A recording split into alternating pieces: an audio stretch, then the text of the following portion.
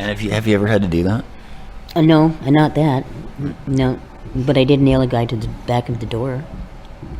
With a nail gun? No, I had a handheld crossbow, and he came in, and I was like, "Hello," and he started arguing with me, and he came up the stairs, and he insisted it was his place, and I thought, well, you've got good taste, okay. I like the way you decorate. And he raised his hand up, and I went, nailed it to a wall.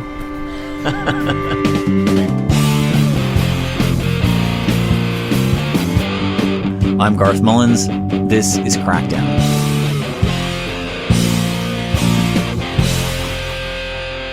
Episode 8, The Cost of Cereal.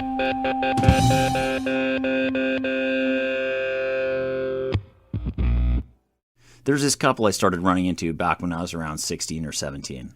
Let's call them Buck and Emma. It's been so long that the memories kind of faded, but I do remember they were older than me. Buck looked like some kind of half-ass skinhead, and Emma was blonde. She'd wear these flowery dresses. Anyway, the one thing I remember is that Buck was a tyrant. He would yell at Emma and boss her around, and it seemed like the smallest thing would set him off. To make matters worse, Buck knew how to inject, but Emma did not. And Buck used to use this to run Emma's life. She made the money, but he held the drugs, and did most of them.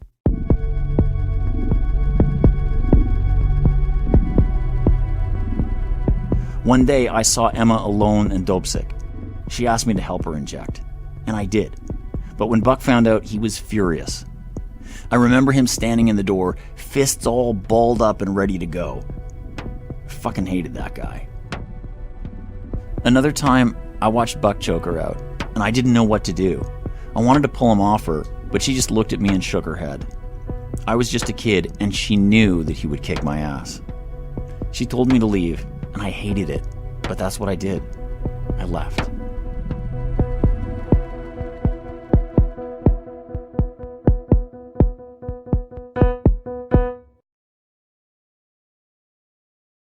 Sometimes I wonder how things turned out for her.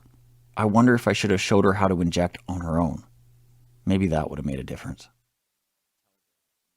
Emma's not the only woman I've met who's been through something like this. A controlling boyfriend or a John who uses drugs as a way to hold power. But we don't hear those stories very often. Maybe that's because most of the people who are dying of overdoses are men. But fatal overdoses aren't the whole story.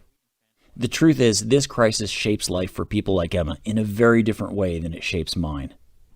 And even if I know this, I don't know what it's like for her. Not really. So I decided to check out Vancouver's trans-inclusive, women's-only safe injection site. It's one of the only ones in the world. It's called SisterSpace. Men aren't allowed in the place at all, but they invited me to come during the afternoon when the site was closed. I meet our producer Polly in front of SisterSpace on Vancouver's downtown east side. It's around noon and they're just closing up after a long night. Polly says I missed a guy who was shouting into the entrance. Okay, so there's a guy in an orange shirt and shorts, and he comes up to the gate right here, and he yells, "I'm coming in." And then what happened? All of the women just yelled, "No, you're not!" Good for them. We walk inside. A couple of women are cleaning up, but there's no screwing around. They want to get on with their day. They're mopping the floor and putting things away. They lock the gate behind us as we go in. So how does this look compared to, like, other OPSs? It's bigger. It's got a nice wooden floor and little soft seats and stuff like that. There's a large steel table in the middle and couches here and there. It's pretty bright, even though the windows are covered for privacy. And it doesn't really look like a supervised injection site. Not one that I've been to. Check out the plants. Yeah, plants and... They're rented. I didn't know you had to rent plants. Neither did I. I found that out yesterday. Wow, you've been really doing the detailed reporting here. Nice one. There are posters about bad dates, bad dope, and missing women. And in one corner, there's posters of people who've died. Terry Lynn Charles, Sherry McInnes, Keisha Flores. Oh, Charisse. Cherise Watton, our editorial board member. Her Celebration of Life poster is down there. Is that what that is? Yeah. I guess that's one way it is similar to other places, that the posters of people who are gone.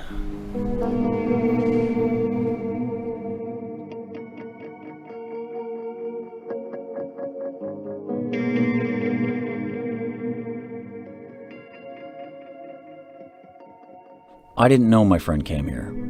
She never mentioned it to me. It's been 6 months since Cherise died. When I think of her, it still hurts. I sometimes feel so angry. My throat closes up, and I feel like I'm gonna puke. I don't know how many times I've seen that poster of Cherise since she passed, and I don't know why, but seeing it today, I don't feel that choking anger. I just feel sad.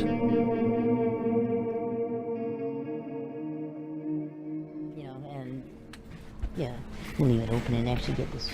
Where would you like to sit? Anywhere that's comfortable for you, really. The jugging table is not for me.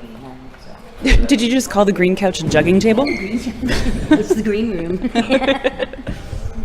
Or, I don't know, maybe you want to... Is it easier? This is Patricia Monty, but everyone calls her Pat. She plays a role kind of like a mom around here, but one that won't take any of your shit.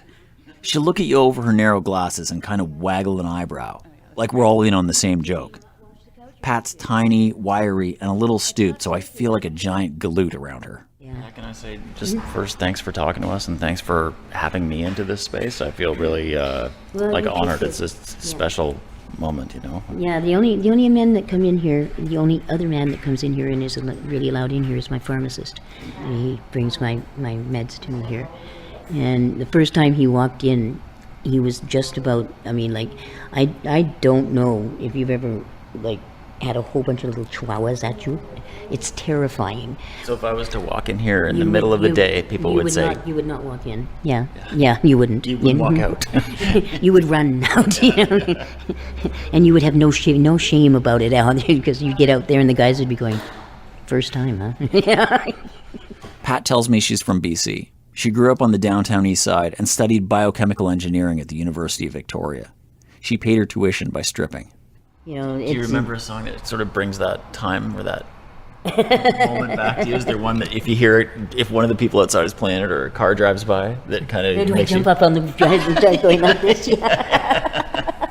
In the era of staying alive, in that whole era, most of the top 40 were the best ones to dance to, because that's what they were for. She told me she got wired in the 80s and prefers black tar heroin to anything else. Mostly, I started into opiates and things like that because I have neurofibromyalgia, which is pain. It's constant. It's always there. It doesn't go away. And on occasion, it doesn't stop me in my tracks. That's a good day. Pat said she's also had to deal with cancer throughout her life. In 2017, she was staying in palliative care. It was part of a supportive housing block on the downtown east side. I was up on the 7th floor. That's their medical wing, and it's actually a palliative care. So they thought I was going to kick the bucket, and I was going for it too. I was had a headspace that this was a good thing to do, just sort of slide out. But I saw this note.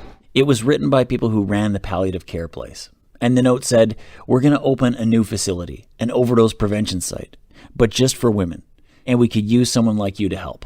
And I thought, well, that sounds like a really good thing. And I immediately got better and got a job here. I got something to do now, so, I guess I'll stick around for a while. So something to live for. Yeah. Actually, yeah.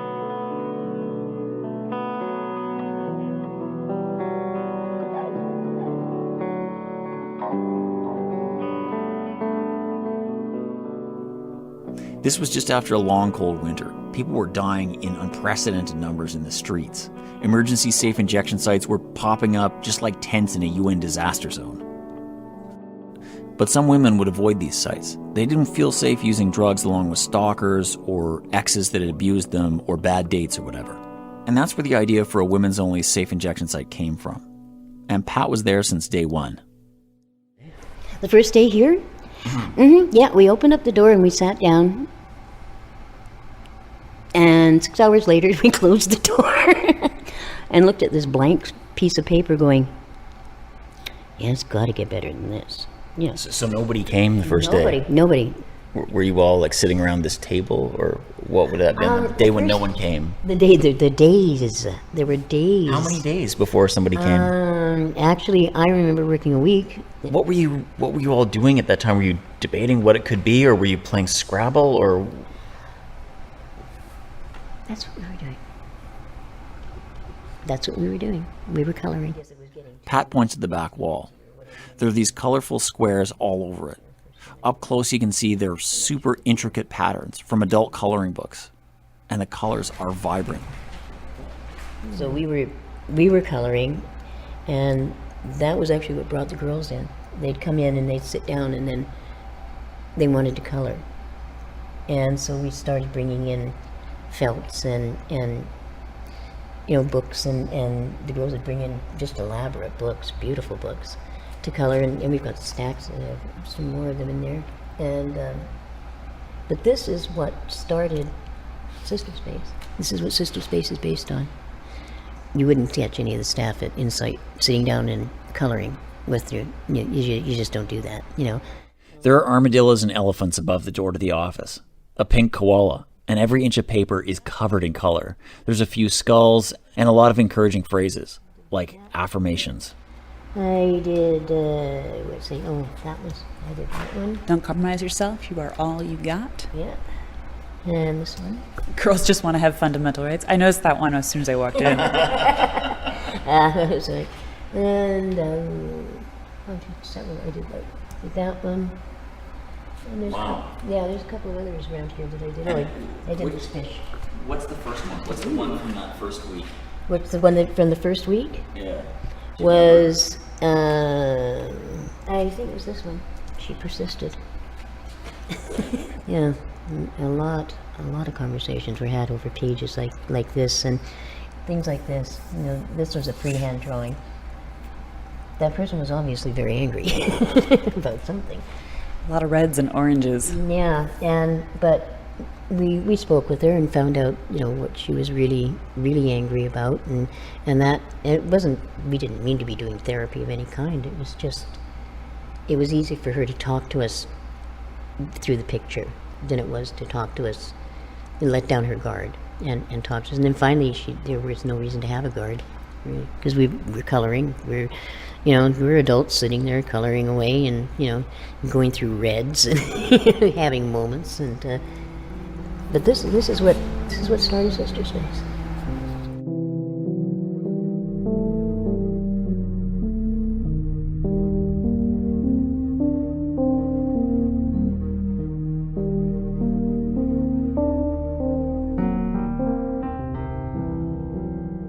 Pat says she and her colleagues would go out at night, putting up signs on lampposts. They walked the alleys, letting women know they could come by when the doors opened. Word about the site started spreading as more and more women came through and saw there were no strings attached. Eventually, SisterSpace had about 65 or 70 women using the space every day. During those first couple of weeks, Pat got a glimpse of something that would become really important later on. SisterSpace had this one vital thing it was trying to do: reverse overdoses. And they did that. But they were also doing something a lot more personal. I'll go get you a cup of tea, throw a blanket on you, you know, rock you if that's what you want me to do. You know, and whatever you need to get through this and to leave here alive, I'll do for you. And, you know, and I will give you a hug. Yeah, or a kick in the ass, whichever one you need. SisterSpace was a room with people sitting in it, and we really had no idea, none whatsoever, as to where it was going to go or what it was going to do. It turned into this.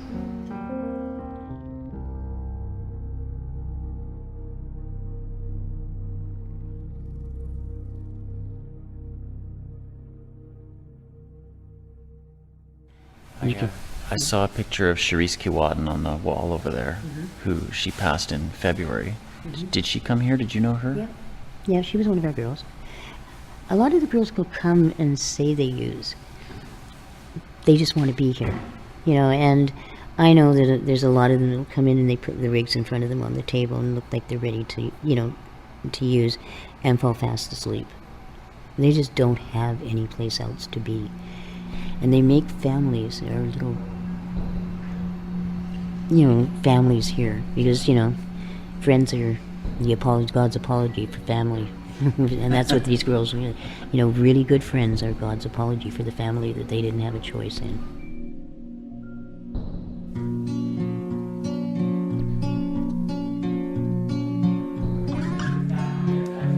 What are you using to read? Down inside.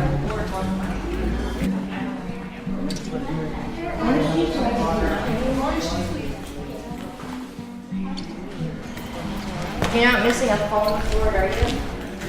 No, mine's short. Okay, sword fight. Exactly. Where's my place? Alex. Yes, I can get you a cup of coffee, hon. What would you like on it?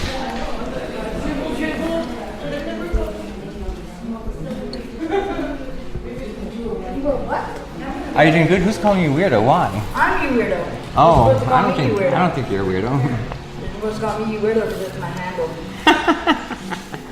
Okay, that makes sense. So I definitely feel safer here. What is it like? Like, how's it different?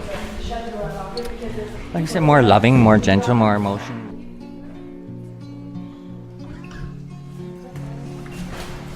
Good. Bye. Have a good day. Be safe. Yeah.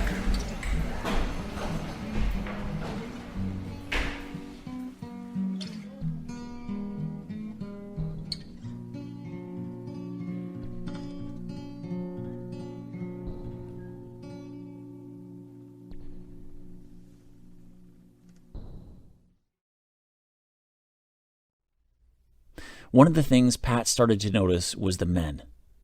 They would sometimes hover around the front door, and they'd sometimes yell inside, but they knew better than to come in, and it became pretty clear that for a lot of women, SisterSpace was that one place they could go when they needed to get away from the guys.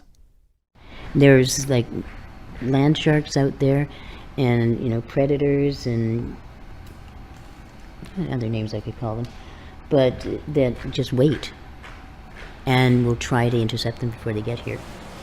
They've got their drugs, and it's almost like running a gauntlet.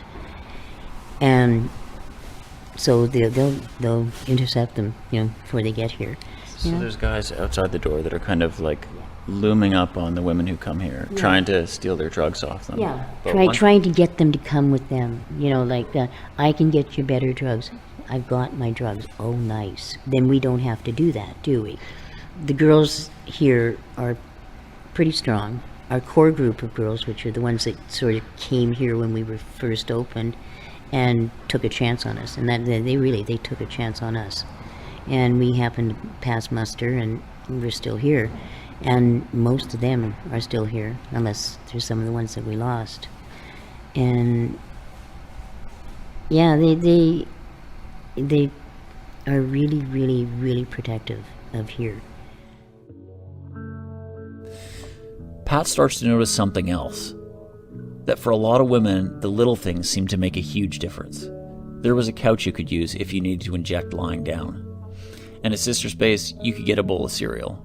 All the cereals that you were told you not supposed to eat, Oh yeah. those are them. Captain Crunch, Oh, Fruit yeah. Loops, Yeah. Corn Oh, yeah. Pops, Fruit yeah. Loops is a good Yeah, one. Fruit Loops, Yeah. for sure, yeah.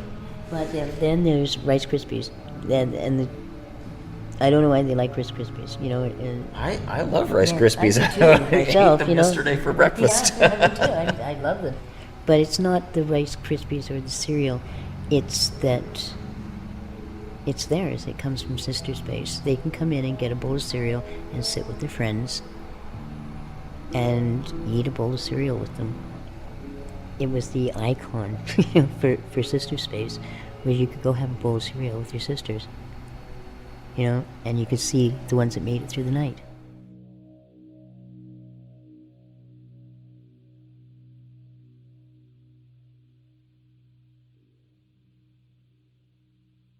For the first year, SisterSpace was open 12 hours a day, like most other sites in the city. But about a year in, they extended their hours so that they were open overnight. Why are the hours from midnight till 6 a.m. so important? Where do you go? Where do you go? McDonald's doesn't let you sit there and fix. There aren't bathrooms down here you can go into, and if there were, you wouldn't want to. Where do you go? Jump into the next predator's car and hope to get out alive? Well, hell, you've just spent the last 2 hours getting the frickin' $20. You've got the dope, and now you've got to worry about whether the dope's going to work, and you're going to be able to enjoy it, or you're just going to get well. And nobody wants to just be getting well.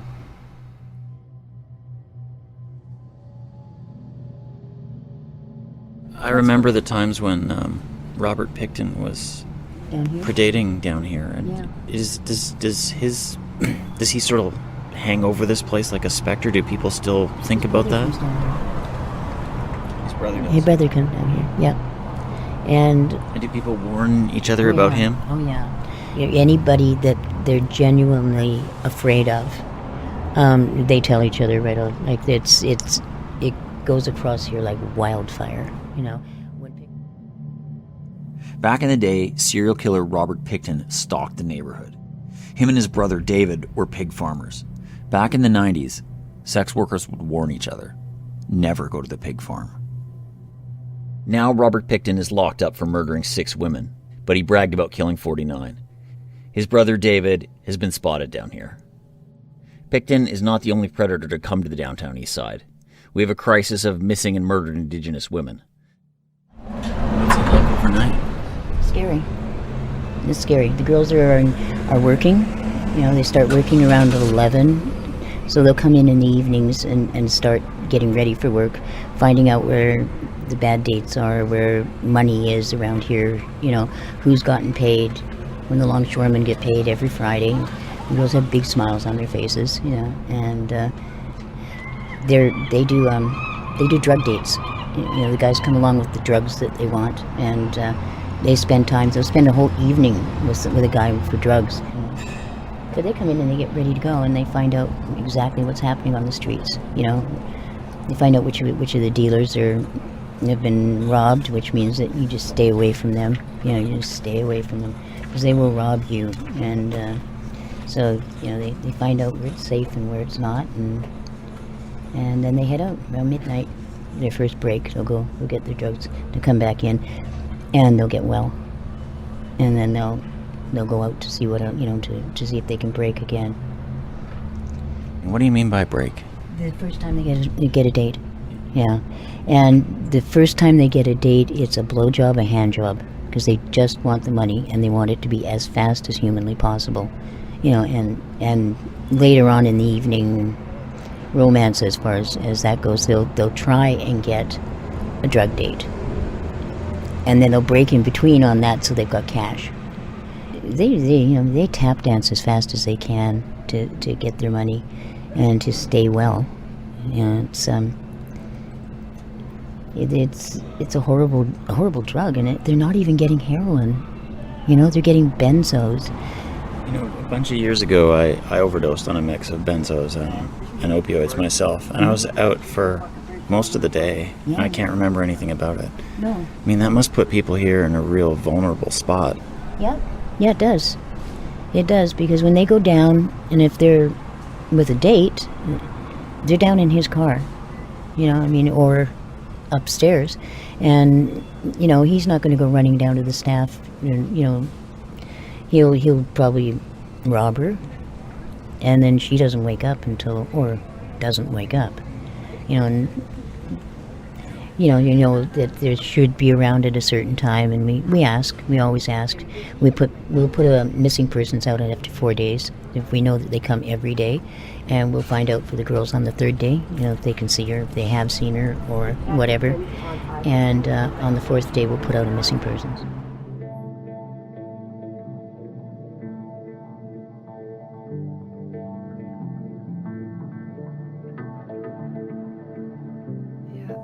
I can't express enough how much violence marginalized women who are living in extreme poverty have expressed that they've experienced. Jade Boyd is a research scientist with the BC Centre on Substance Use. It's such a big issue that when asking women about their experiences of overdose, they're talking about experiences of violence.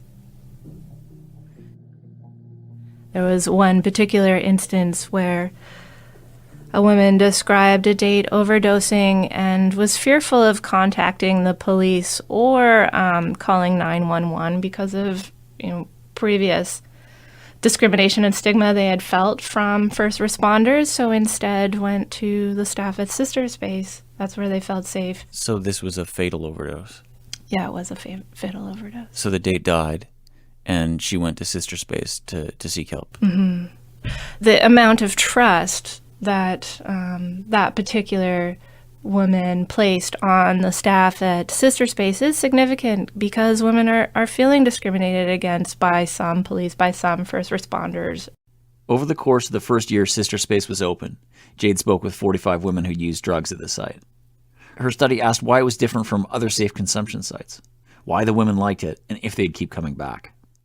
They didn't have to have what they felt like men leering at them or saying rude things or just trying to exert power control over their drug-using practices enabled many women in the space to have some agency over how and, why they were using drugs at that moment. They felt like SisterSpace was really calm. They use that term very often in comparison to the other sites that they found more chaotic. And that can sound kind of gendered. Okay, the woman's site is calm, but actually I think it's pretty important in the context of experiencing structural and everyday violence that women have a space that's, a site where some women can feel a moment of calmness. All these issues are important because we don't have a lot of women-focused and culturally responsive harm reduction interventions. They remain underfunded and underprioritized, even though these are real issues that women are having to deal with on a day-to-day basis.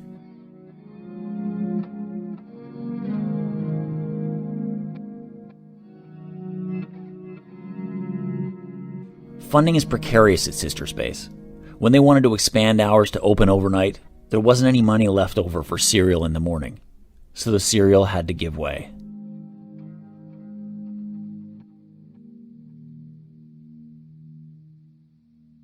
Pat tells us that, in part, funding is a numbers game. For one, less people use this place than other mixed-gender overdose prevention sites.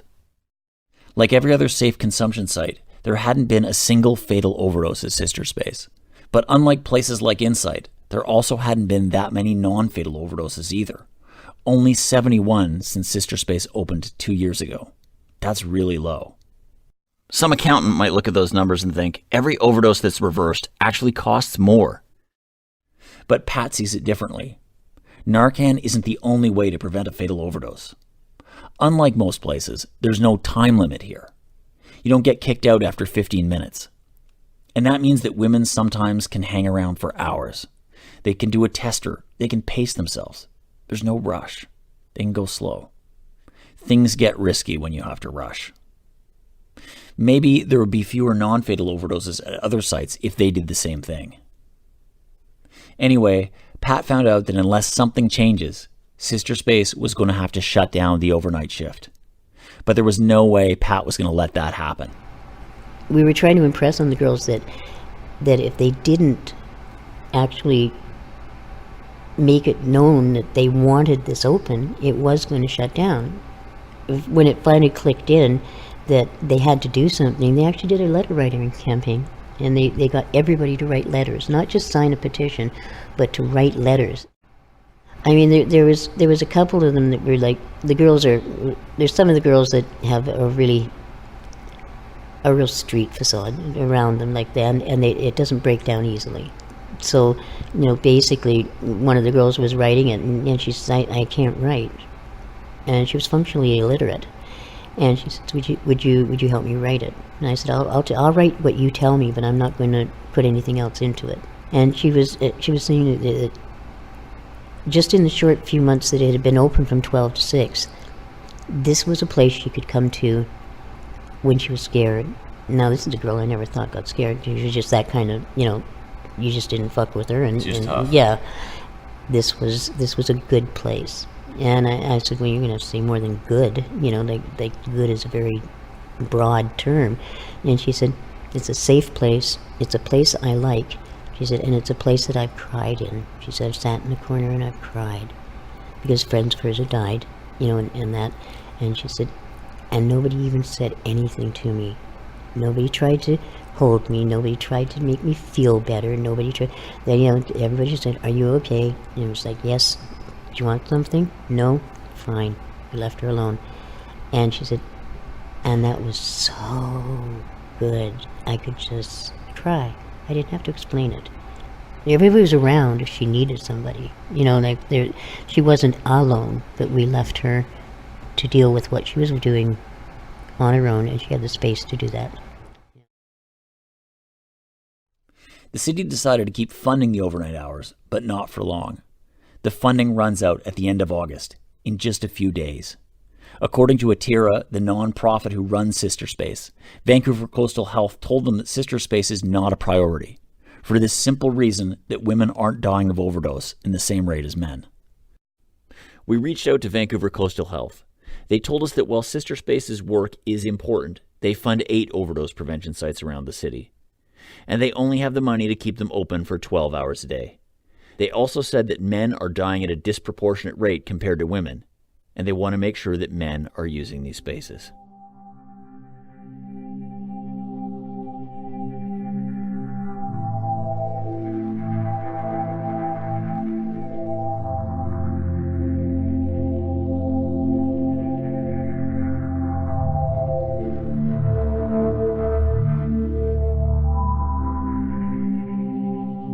The story of SisterSpace, in a lot of ways, is a story of what Vancouver's like right now.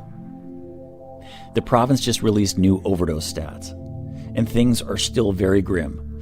But for the first time since 2016, we're starting to see overdose deaths go down just a little. And if you've been listening to this show, you know why. In Vancouver, we have a few different OPS sites, like the back room of Vandu, where Sheffy and Boomer work. We've also got people like Justin who can fly into action if someone goes down in the street. And we got Jay and Sam working in the SROs. We're all old hands at this now. But if you ask Laura Shaver on our editorial board, she'll say there's another reason too. It's because so many of us are already gone.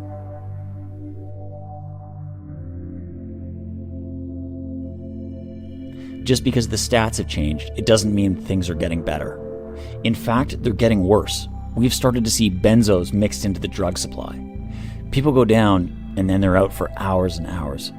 It's like people are ODing and getting roofied at the same time. This is particularly terrifying for women. Sometimes they wake up and have to figure out if they got assaulted while they were out.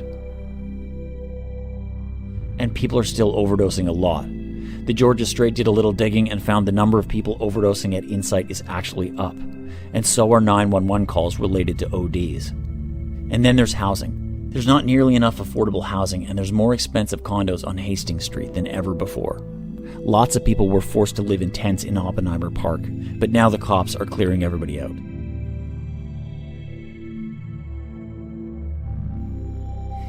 This isn't just an overdose crisis anymore. You can't even call something that lasts for years and years a crisis. This is just the way life works in Vancouver now. This is just the daily grind. This city is totally fucking broken. And sometimes it seems like one of the things we're doing right is Narcan. But the truth is, for me, when you crack open an ampule of naloxone, in some ways, it feels like a failure. It's an intervention for what could be the last couple of heartbeats of someone's life. It's an acknowledgement that we had years and years to make a difference, to fix this, but we failed. The decision to shut down SisterSpace's night shift shows that we still don't get the point. The sort of shit happens there that can prevent overdoses from occurring in the first place. People feel safe. People have a community. And they have a sense of purpose. What does it say about Vancouver if we can't even give people a place to feel safe at night and a bowl of cereal in the morning?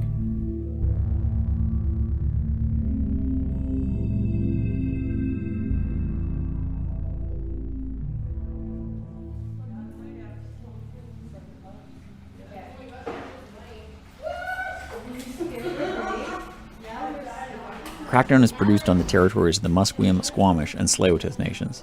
Special thanks this month to SisterSpace for inviting me in and letting us spend so much time there. August 31st is International Overdose Awareness Day. Events are taking place around the world. Check out overdoseday.com.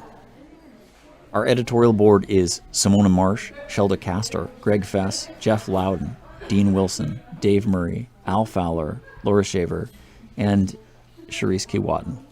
R.I.P. Charisse. Crackdown is produced by Polly Legier, Lisa Hale, Alexander Kim, and Gordon Caddick. Sam Fenn is senior producer. Our science advisors are Ryan McNeil, lead of the Qualitative and Community-Based Research Program of the BC Centre on Substance Use, and Jade Boyd, a research scientist with the same center, the BCCSU. Both Ryan and Jade are assistant professors in the Department of Medicine at the University of British Columbia. I'm Garth Mullins, host, writer, and executive producer. You can follow me on Twitter at Garth Mullins. Original score written and performed by Sam Fenn, Jacob Dryden, Kai Paulson, James Ash, and me. Our theme song was written by me and Sam with accompaniment by Dave Jens and Ben Appenheimer. We get funds from the Canadian Institutes of Health Research and from the Social Sciences and Humanities Research Council of Canada. If you like what we do, support us at patreon.com/crackdownpod. Thank you to all of our Patreons. Crackdown's a harm reduction site, so we do Narcan training. We're also on iTunes, Stitcher, Spotify, YouTube, and SoundCloud. Subscribe, rate, and review. It helps. We're on CITR and Co-op Radio in Vancouver and CFUR in Prince George. We're happy to be on your radio station too. Follow us on Twitter at CrackdownPod. Our website is crackdownpod.com. Our next episode drops at the end of September. Be safe and keep six.